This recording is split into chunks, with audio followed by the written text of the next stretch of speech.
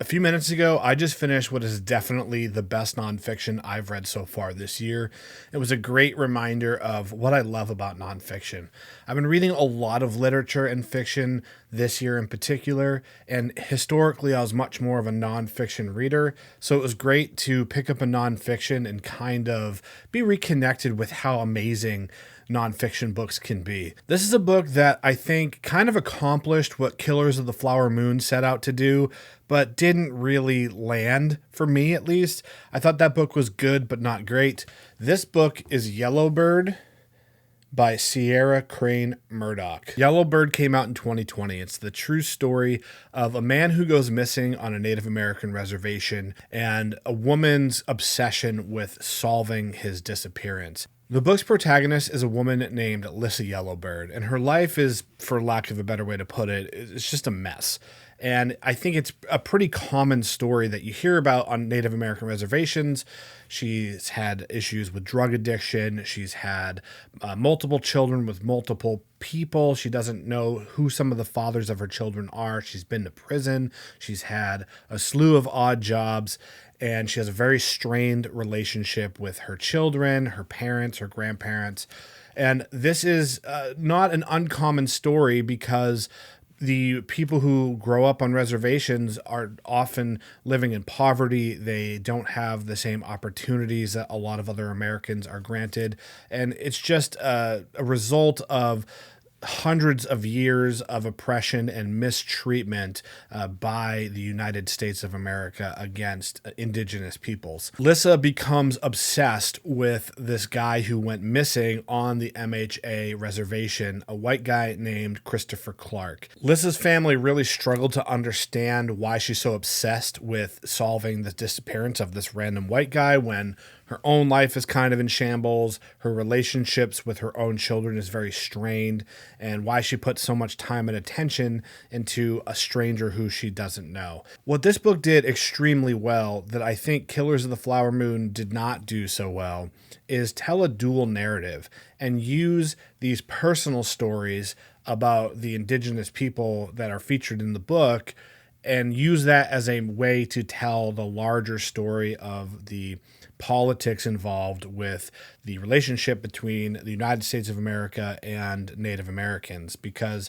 reservations are supposed to be these sovereign entities, but it doesn't really always work out that way. The laws are very convoluted. When it comes to something as fairly straightforward as policing and jurisdiction, there's different boundaries if it's a crime committed by a member of the tribe, if the crime is committed against a member of the tribe, if a crime is committed by a non-member of the tribe against a member of the tribe, or vice versa. You end up in these situations where sometimes it's not clear who has jurisdiction or whose responsibility it is.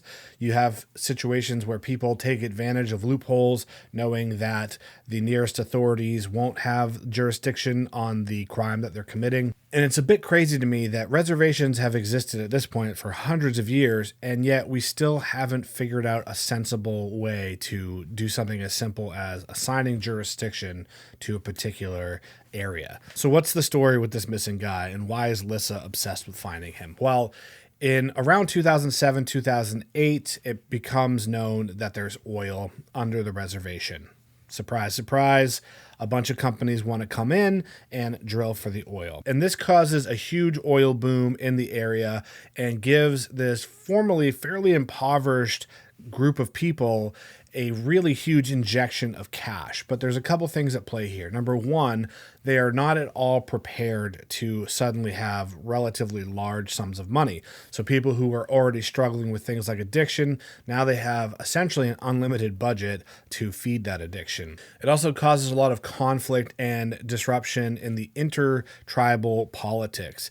And that's because some people don't want to give up their land and they don't want to lease their land to these oil companies who they know are probably going to both rip them off and also just destroy the land, cause huge amounts of environmental damage, which ultimately happens. On the flip side, there's people that want the money for not just themselves, but also for the MHA Nation and the reservation so they can build better infrastructure, more schools, more hospitals, and things like that. Of course, this also creates a huge influx of non-tribal members onto the reservation. So people who are trying to cash in on the oil boom. This isn't just the corporations themselves, but it's the people that want to get jobs working in that industry or any other peripheral industry that could potentially profit from what's going on there.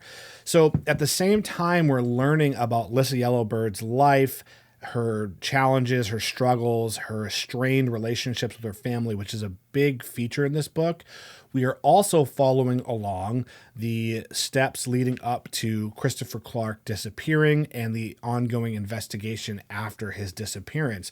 And in that way, it reads like a really engaging true crime, like Netflix style documentary. And then the third layer to this story is the politics and the Indigenous history of relationships between the United States and these tribal nations. It's really a three-pronged story, and because of that, every chapter felt very fresh because Murdoch did a really good job of going from point to point very seamlessly and making it seem like it is all coming together, which it does.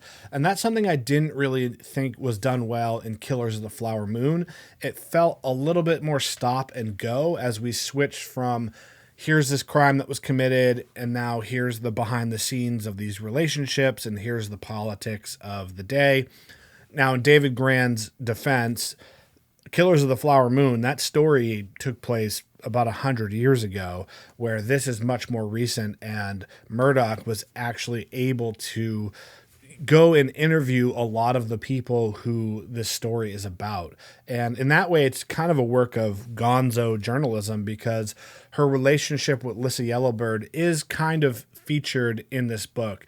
Murdoch certainly doesn't make herself a prominent character in the story, but it does lend itself some credibility because she has firsthand experience of having a relationship, or maybe you would even call it a friendship, with Lissa. Lissa Yellowbird is also a fantastic anti-hero because she's literally such a flawed person. She's a drug addict, ex-con, a felon, and she is doing this very noble thing of trying to find this guy that went missing, but at the same time, she has very complicated relationships with her children.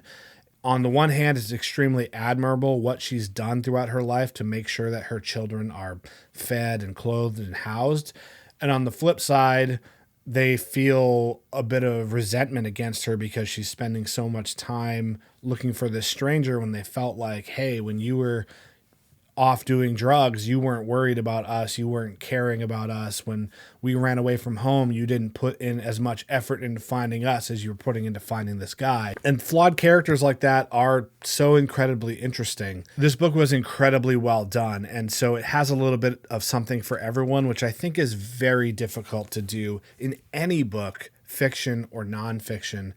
And this book is a fantastic reminder of how forgotten the indigenous peoples of America really are, because really the themes and the situation of Killers of the Flower Moon and Yellowbird are so similar that we've made basically zero progress in the last 100 years, which is very depressing.